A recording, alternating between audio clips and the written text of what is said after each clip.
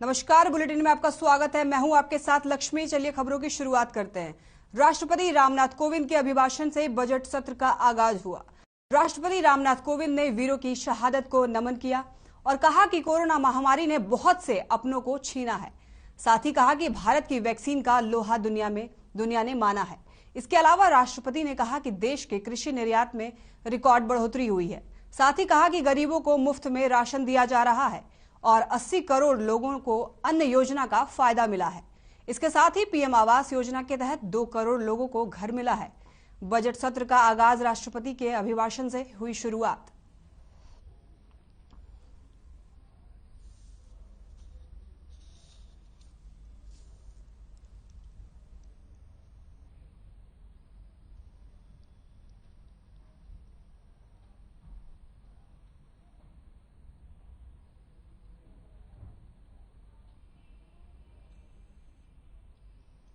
आज से बजट सत्र का आगाज हुआ है।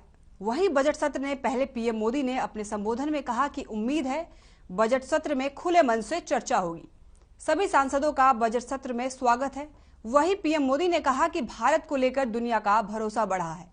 साथ ही कहा कि बार बार चुनाव से संसद के सत्र प्रभावित होते हैं। बजट सत्र से पहले बोले पीएम मोदी, उम्मीद है बजट सत्र में खुले मन से चर्चा होगी।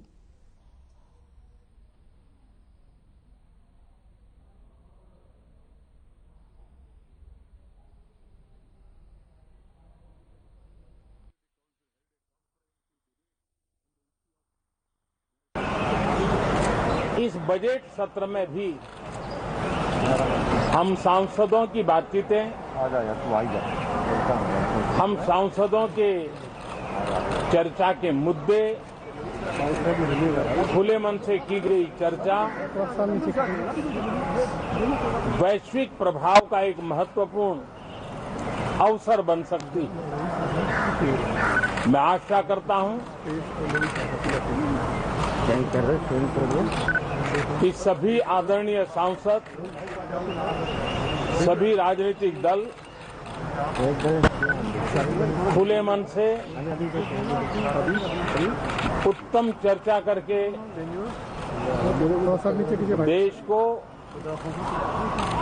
प्रगति के रास्ते पर ले जाने में, उसमें गति लाने में अवश्य मददरूप होंगे।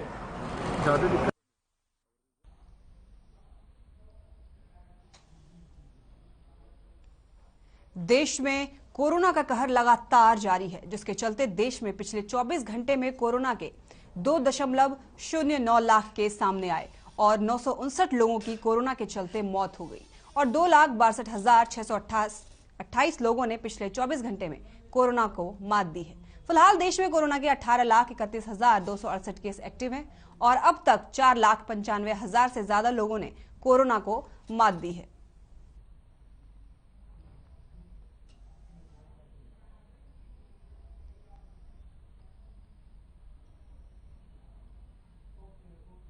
पिछले 24 घंटे में 2.09 लाख केस सामने आए हैं।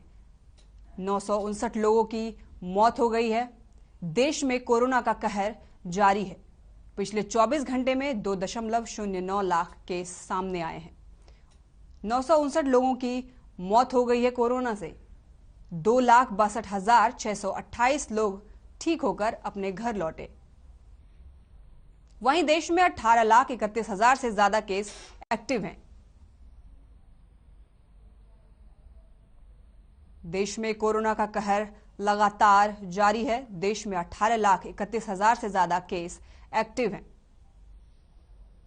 देश में पिछले 24 घंटे में 2.09 लाख केस सामने आए हैं। 959 लोगों की कोरोना से मौत हो गई है। देश में लगातार कोरोना का कहर जारी है, जहां 2,62,628 लोग, देश में 18,31,000 से ज्यादा केस एक्टिव हैं। कोरोना का कहर लगातार जारी है।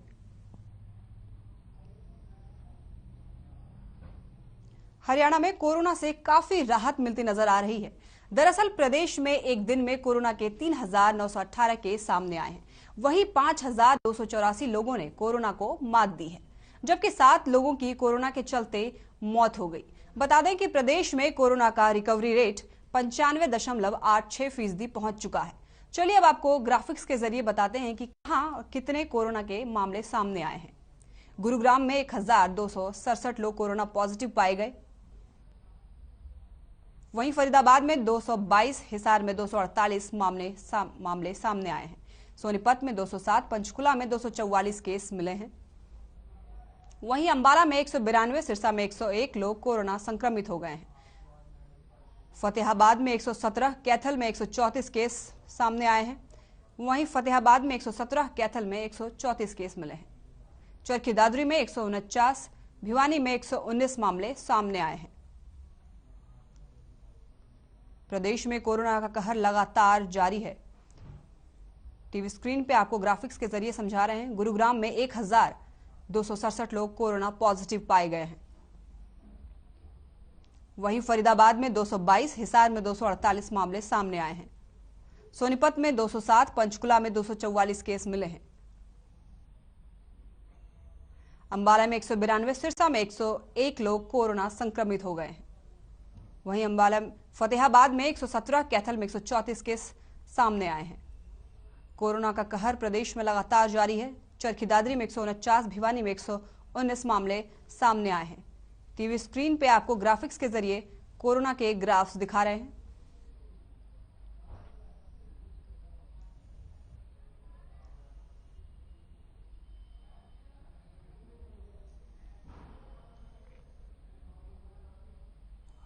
अंबाला में एक बार फिर बेअदबी का मामला सामने आया है, जब एक हिंदू महिला ने गलती से बाइबल को जला दिया, जिस पर ईसाई धर्म के लोगों ने रोष जताया है और एक शिकायत थाना सदर अंबाला कैंट में दी गई, जिस पर दोनों पक्ष इकट्ठा हुए और दोनों की गलतफहमियां दूर की गई, जिसके चलते दोनों समाजों ने भाईचारा बनाए रखने की बात कही। थाना सदर अंबाला कैंट एसएचओ नरेश कुमार ने दोनों की गलतफहमियां दूर कर मामले को शांत कराने की बात कही।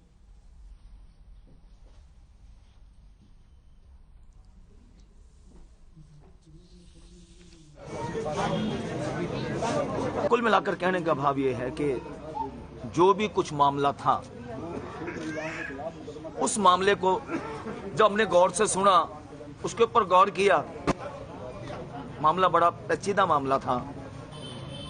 लेकिन बाइबल में एक बात लिखी हुई है कि क्षमा करो तो तुम्हें भी क्षमा किया जाएगा। प्रभु यीशु मसीह कहते हैं कि क्षमा करना सबसे बड़ा हमारा आत्मिक स्वभाव है। यदि मैं एक पास्टर हूं, यदि ये स्वभाव मेरे अंदर नहीं है तो फिर प्रभु यीशु मसीह के वचन के अनुसार मैं भी नहीं हूं। देखिए, ये मामला इतना तूल पकड़ चुका था। कुछ लोग चाहते थे, कुछ लोग ऐसे थे भी जो कहते थे अभी ये करना अभी, लेकिन मैं बहुत देर पहले थाने में आकर बैठा, सबसे पहले नहीं आया और मुअज़्ज़िज़ लोगों के साथ बातचीत की, दोनों फरीकों के साथ बातचीत की गई तो उसका एक हल निकला कि भी नेक्स्ट टाइम ऐसा नहीं होगा। देखिए, कल 2 कंप्लेंट आई थी थाना में दोनों पक्षों की तरफ से, ईसाई समाज और हमारे हिंदू समाज, दोनों समाजों की तरफ से एप्लीकेशन आई थी। तो उस एप्लीकेशन पे जो कानूनी कार्रवाई होनी थी उसके संबंध में इकट्ठे हुए थे। तो इकट्ठे होने से दोनों की आपस में गलतफहमियां दूर हुई हैं। जो गिले शिकवे और गलतफहमी थी, मिसअंडरस्टैंडिंग सी, वो दोनों की दूर हो गई और पूर्ण रूप से इन्होंने भाईचारा बनाए रखने का भरोसा दिया और लिखत में जो गलतफहमी थी वो दूर हो गई और अब इन्होंने लिख के दिया कि हम अभी कंप्लेंट कार्रवाई नहीं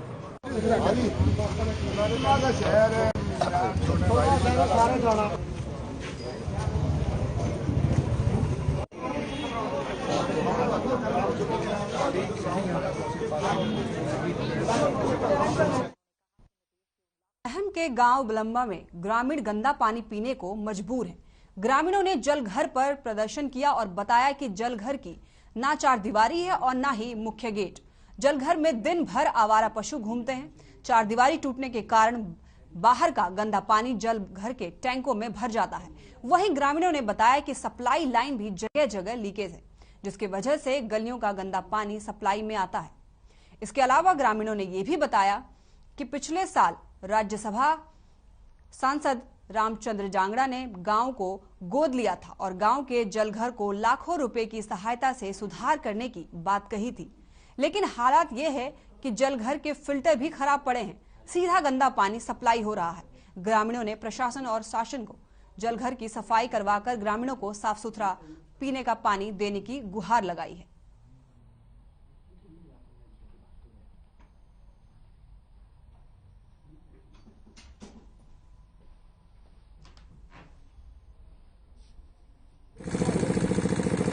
गांव में पानी की बहुत बड़ी समस्या है। फिलहाल खराब पानी पीने विवश हैं गांव के लोग, इससे बीमारी फैलती है और फिलहाल बहुत बीमारी फैली हुई है। धन्यवाद। तो सफाई की व्यवस्था कीजिए। सफाई का तो बुरा हाल है, सफाई तो है ही नहीं डिग्गी में, बिल्कुल भी आवारा पशु घूमते रहते हैं।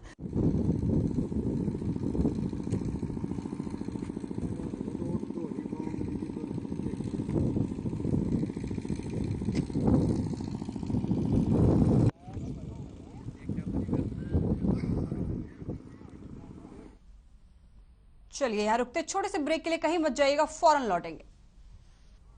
ब्रेक के बाद आपका स्वागत है और चलिए आपको बड़ी खबर की रुख कर लेते हैं। बड़ी खबर जींद से है, जहां जिला स्तर पर किसानों का शक्ति प्रदर्शन, किसान मना रहे हैं विश्वासघात दिवस। ये बड़ी खबर आपको जींद से बता रहे हैं, जहां जिला स्तर पर किसान शक्ति प्रदर्शन कर रहे हैं, किसान मना रहे हैं विश्वासघात दिवस। ये बड़ी खबर आपको बता रहे हैं जींद से, जहां जिला स्तर पर किसानों का शक्ति प्रदर्शन, अब तक मांगे पूरी न होने से नाराज हैं किसान। जिला स्तर पर किसानों का शक्ति प्रदर्शन, किसान मना रहे हैं विश्वासघात दिवस। ये बड़ी खबर जींद से, जिला स्तर पर किसानों का शक्ति प्रदर्शन, किसान मना रहे हैं विश्वासघात दिवस। ये बड़ी खबर जींद से है। टीवी स्क्रीन पे आप देख सकते हैं, जहां लोग धरने पे बैठ गए हैं। जिला स्तर पर किसानों का शक्ति प्रदर्शन, अब तक मांगे पूरी न होने से नाराज हैं किसान। जिला स्तर पर किसानों का शक्ति प्रदर्शन, ये बड़ी खबर जींद से, जहां किसान मना रहे हैं विश्वासघात दिवस। जिला स्तर पर किसानों का शक्ति प्रदर्शन, अब तक मांगे पूरी न होने से नाराज हैं किसान। ये बड़ी खबर जींद से, जहां जिला स्तर पर किसान शक्ति प्रदर्शन कर रहे हैं, किसान मना रहे हैं विश्वासघात दिवस। टीवी स्क्रीन पे आप देख सकते हैं, जहां किसान धरने पर बैठ गए हैं। ये बड़ी खबर जींद से, जहां जिला स्तर पर किसानों का शक्ति प्रदर्शन, किसान मना रहे हैं विश्वासघात दिवस। जिला स्तर पर किसानों का शक्ति प्रदर्शन, ये बड़ी खबर जींद से, जहां किसान विश्वासघात दिवस मना रहे हैं। आज के दिन किसानों ने तय किया कि आज का दिन विश्वासघात दिवस के तौर पर मनाएंगे। ये बड़ी खबर जींद से है, जहां जिला स्तर पर किसानों ने शक्ति प्रदर्शन किया, किसान मना रहे हैं विश्वासघात दिवस। यमुनानगर में कोहरा और धुंध के चलते आम लोगों को भारी परेशानियों का सामना करना पड़ रहा है। धुंध में वाहन चालक अपने वाहनों को धीमी गति से ले जाने को मजबूर हैं। वैसे यह कोहरा फसलों के लिए लाभदायक बताया जा रहा है। यमुनानगर में जहां पारा लुढ़क कर 4 से 5 डिग्री तक जा पहुंचा, वहीं धुंध और ठंड ने आम लोगों का जीना मुश्किल किया हुआ है। आपको बता दें कि भारी ठंड के चलते लोग अपने घरों में दुबके हुए हैं। जो वाहन चालक मजबूरी में घर से निकल रहे हैं, वो भी अपने वाहनों को धीमी गति से चलाने को मजबूर हैं। स्थानीय लोगों का कहना है कि पिछले कई सालों से इस तरह की ठंड पहले नहीं पड़ी। उन्होंने वाहन चालकों और लोगों से अपील की कि इस धुंध और ठंड में एक दूसरे का ध्यान रखें और घर से बाहर निकलना हो तो वाहन धीमी गति में ही चलाएं, अपना भी बचाव करें और दूसरे का भी ध्यान रखें।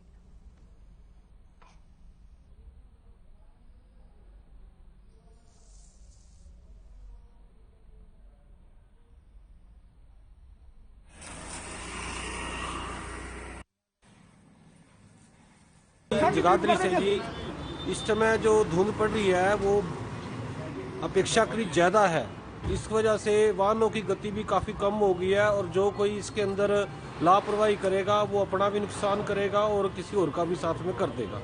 तो इसलिए सबसे प्रार्थना है कि ध्यान से चले और ख़ास तौर पे जो सड़कों पे साइकिल वाले या रेडे वाले हैं, इनका ध्यान रखें क्योंकि इनके पास बेचारों के पास रिफ्लेक्टर वगैरह होते नहीं और इनका नुकसान हो जाता है। यमुनानगर से धुंध अब की बार ठंड पिछले सर्दियों से ज्यादा ठंड महसूस की जा रही है, क्योंकि आसपास के इलाकों पे खूब बर्फ पड़ी है। चाहे मनाली ले लो, कुल्लू ले लो, आप श्रीनगर ले लो, गुलमर्ग ले लो, आसपास बर्फ का जो है प्रकोप ज्यादा रहा। उसी के कारण यहाँ पे आसपास के जो भी उत्तरी भारत के इलाके हैं, हमारा शहर भी इसमें मतलब आता है। तो ये धुंध का कारण, ठंड का कारण यही है। लगता है आपकी बात ठंड थोड़े दिन और रहेगी।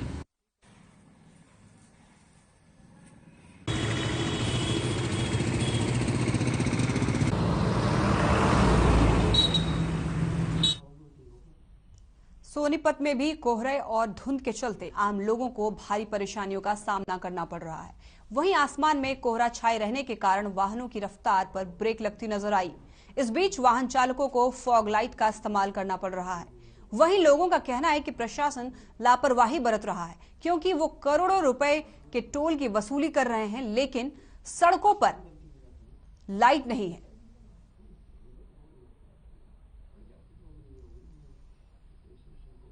सोनीपत में भी कोहरे और धुंध के चलते आम लोगों को भारी परेशानियों का सामना करना पड़ रहा है।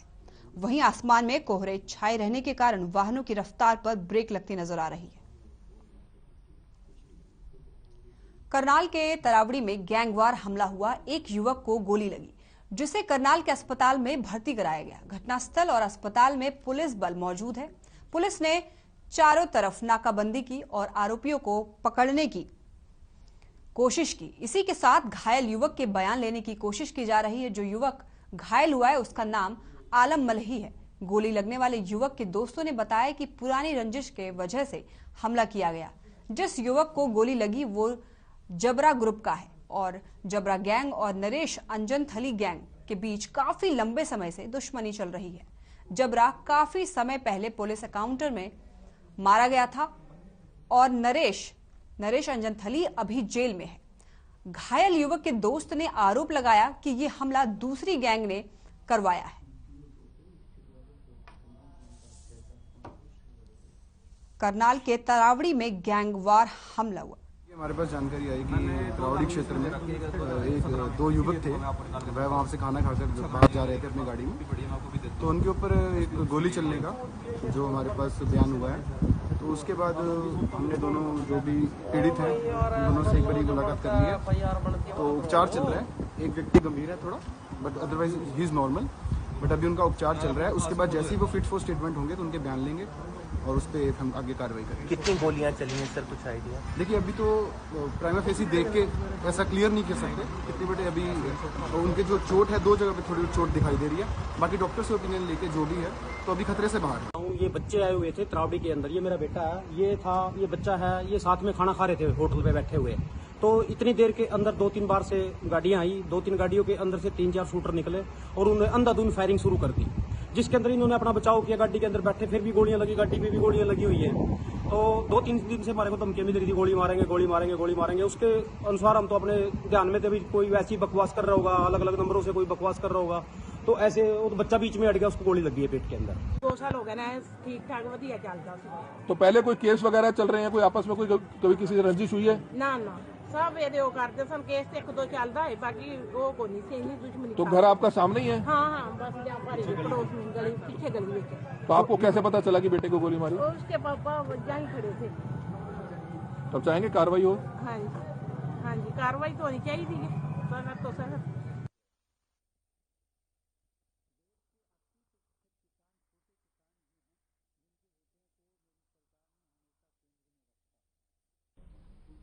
अंबाला में चोरों के हौसले बुलंद नजर आ रहे हैं। आए दिन कोई न कोई चोरी की वारदात अंबाला में होती रहती है। देर शाम फिर से चोरों ने अंबाला में एक घर में चोरी की घटना को अंजाम दिया। बता दें कि मकान मालिक फैमिली के साथ किसी काम से बाहर गए थे। जब वो घर वापस लौटे तो देखा कि घर का पिछला दरवाजा टूटा हुआ है और घर में रखा सारा सामान बिखरा पड़ा है और घर में रखा सारा सामान चोर ले गए। ये देख मकान मालिक के होश उड़ गए और इसकी सूचना उन्होंने पुलिस को दी। पुलिस सूचना मिलते ही मौके पर पहुंचकर कार्रवाई में जुट गई। वहीं मकान मालिक ने लाखों रुपए का नुकसान बताया है।